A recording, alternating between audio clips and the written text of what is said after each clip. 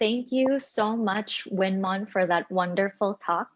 We saw just how much money and how many valuable resources actually go into wars, the military effort, and the terrorism of environmental defenders when this funding and these resources could actually go to basic human needs like education or food security.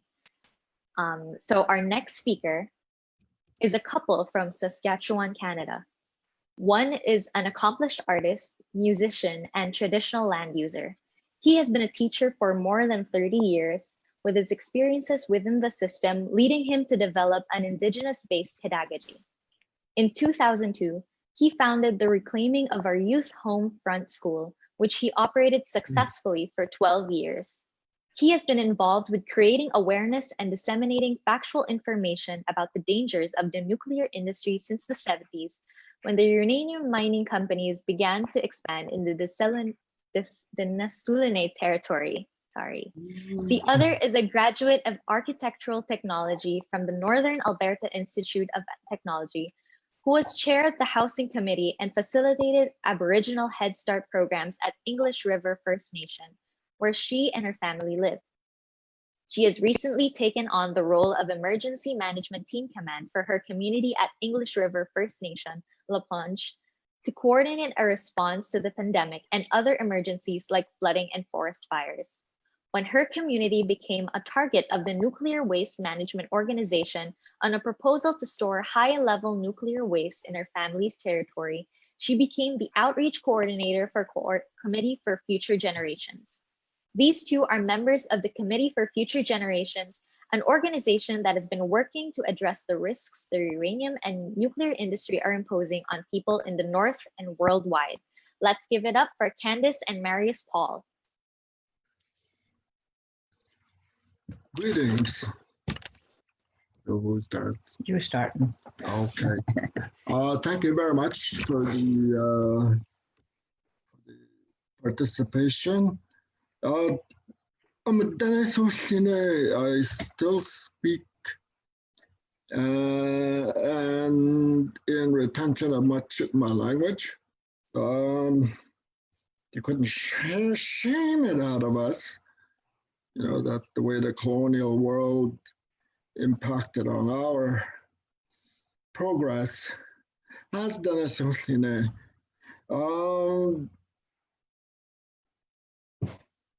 If I say anything, it would just have to reflect a lot of the decolonialization that would be part of the way I would use English words. English is my second language. So sometimes it does get a little bit tricky to try to interpret a lot of the scientific terminology to coincide with the knowledge base of our people. At that time, it was being impacted.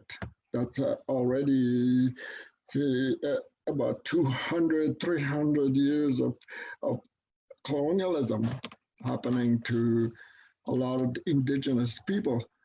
And that is just what happened to us through the Hudson Bay Ocean and to the west and to the east and the south.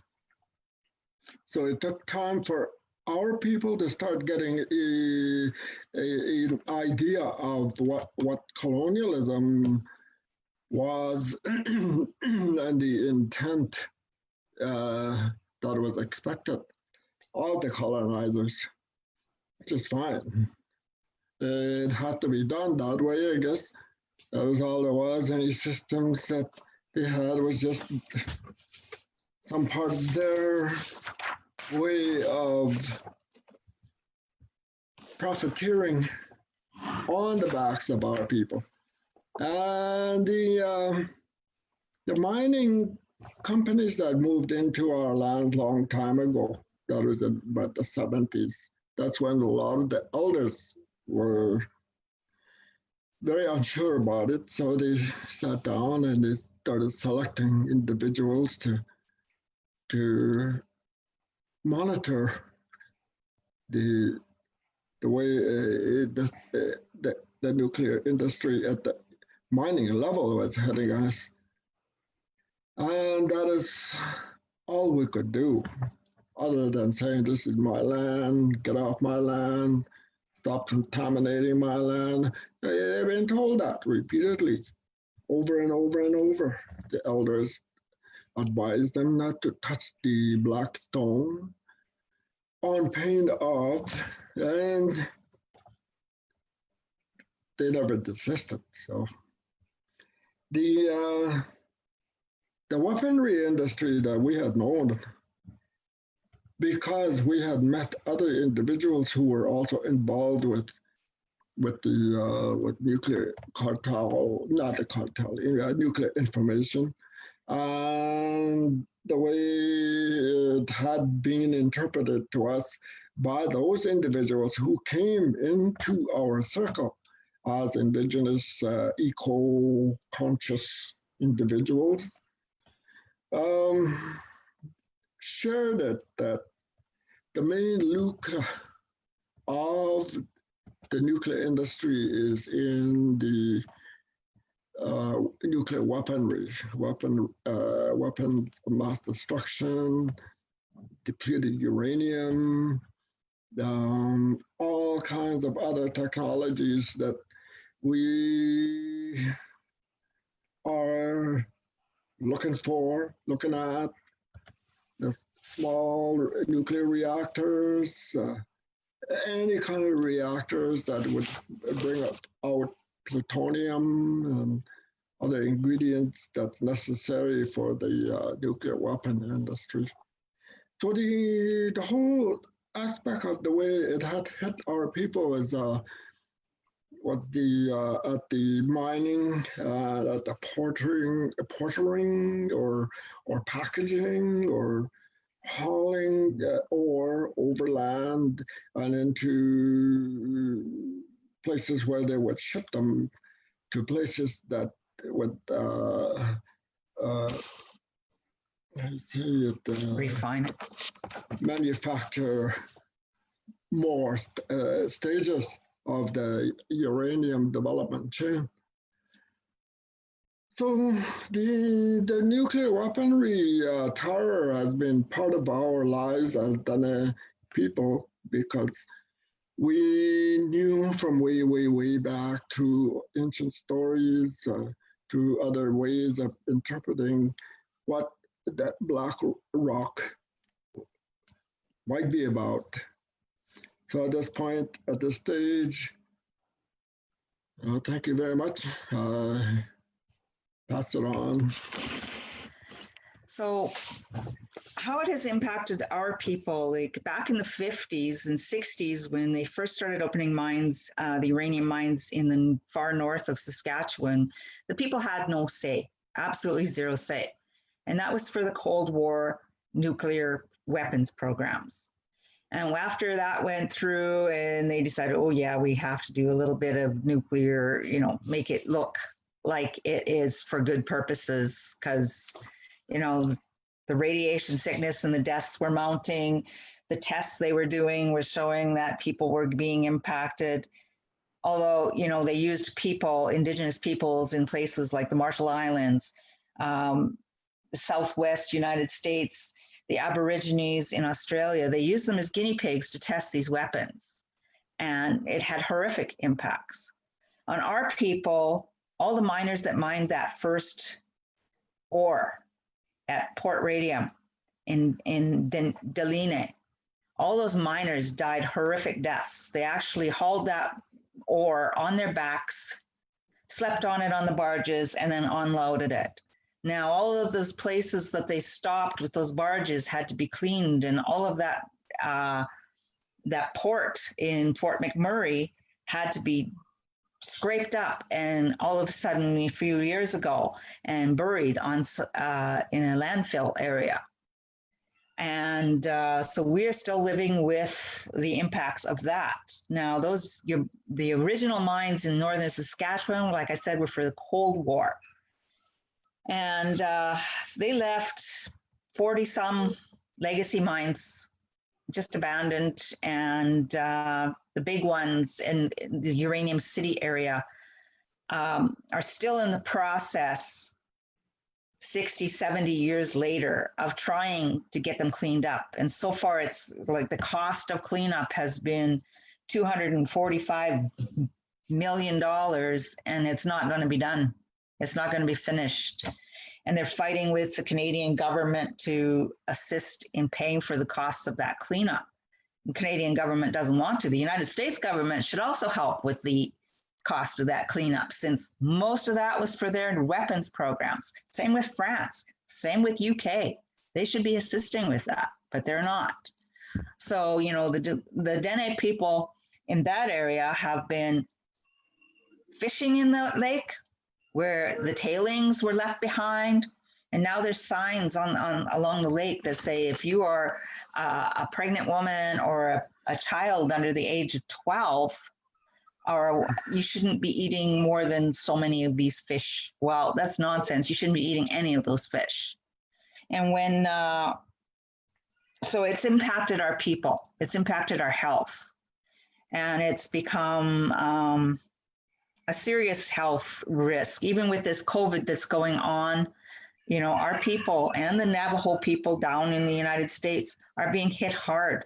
The communities close to these abandoned mines have been hit hard with COVID because the immune systems have been impacted by the radiation and the intergenerational impacts of that. So there's a mine, some of these mines have been closed for 40 years, and yet that intergenerational impact goes on. Our communities have been tied to the mines, the uranium mines. It's the only, it's the major resource in our area. There's over 2,600 and some mineral claims, most of which are uranium in our territory. And it takes up most of our territory. So even though right now uranium is not a high rated commodity, because since Fukushima, there's been a drop in the number of nuclear power facilities, and there's been a glut on the market, they're still exploring and applying for mining licenses. The United States is really pushing for keeping uranium mines going so that they still have a supply of nuclear weapons. And that's, you know, the CEO of the major Canadian company, Cameco, said, we are not ethically responsible for what they do with the uranium once we sell it. So once it goes, any weapons, any nuclear material that is needed for weapons has to go through a nuclear reactor first. That's where they will fission it out, and plutonium is one of the particles, the elements that is created from nuclear fission in a nuclear reactor. And then they reprocess that and pull out that plutonium, put it in a nuclear weapon. And right now, in Canada and in the United States, there's a big push for small modular reactors, nuclear reactors. And what they want to use them for is resource development in Canada, all over the north. And what that means is there'll be nuclear waste everywhere. There'll be pockets of it all over the place. And the way things are going environmental standards wise in country right now, they're likely going to just abandon it on site when they're done with it. But in order to use those small modular reactors, for some of them, they want to reprocess spent fuel and bring out that plutonium so they can have mixed oxide fuel for these small modular reactors. And reprocessing is also a very contaminating, highly radioactive, toxic process, which leaves most places where it's done unlivable. It's some of the most contaminated places on the planet. And I've sat in with these people that are promoting this, and they say, well, you know, if something goes wrong, well, it'll only be a couple, you know, square kilometer exclusion zone. Well, how many exclusion zones can we have on a planet? These are essentially dirty bombs.